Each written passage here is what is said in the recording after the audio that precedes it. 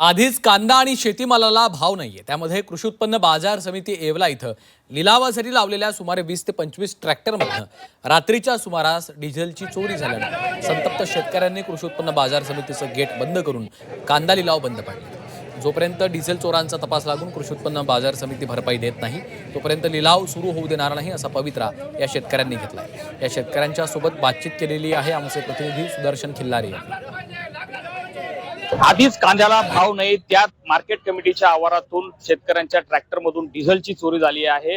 नाशिकच्या येवल्यातील सध्या कृषी उत्पन्न बाजार समिती येथे शेतकऱ्यांनी आंदोलन केलं आहे. या ठिकाणी मार्केट कमिटीचं गेट बंद करून जोपर्यंत आमच्या डिझेल चोरांचा शोध लागत नाही तोपर्यंत लिलाव होऊ देणार नाही असा पवित्रा या शेतकऱ्यांनी घेतलाय. काही शेतकरी आपल्या सोबत आहे ज्यांचं ट्रॅक्टर मधलं डिझेल चोरी गेलंय. काका, काय तुमचं घटना घडली आहे?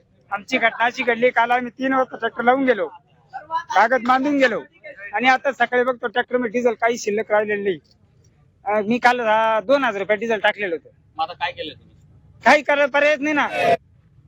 ट्रॅक्टर कसं बाहेर काढू? काय नेमकी काय घटना घडली होती? काय युद्धजन्य परिस्थिती आहे. प्रत्येक शेतकऱ्यांनी 2000, 3000, 4000 डिझेल टाकी पॅक केलेली आहे. का पुढे भविष्यात टंचाई होऊ नये.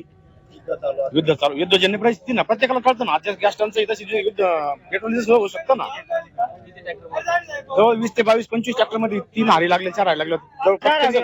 प्रत्येक जण म्हणतोय का आमचं डिझेल गेलेलं. माझं स्वतःचं 2000 डिझेल केलेलं आहे. साधारण 20 ते 25 ट्रॅक्टर मधून 500 ते 1000 लिटर डिझेलची चोरी झाल्याचा शेतकऱ्यांनी गंभीर आरोप केला आणि याकडे आता प्रशासन कशा पद्धतीने बघतं. शेतकऱ्यांनी सध्या लिलाव बंद ठेवलेले आहेत, त्यामुळे आता याचा उद्रेक होऊ शकतो. तर प्रशासन याची गंभीर दखल घ्यावी अशी शेतकऱ्यांनी विनंती केली आहे. सुदर्शन खिल्लारे, झी मीडिया, येवला, नाशिक.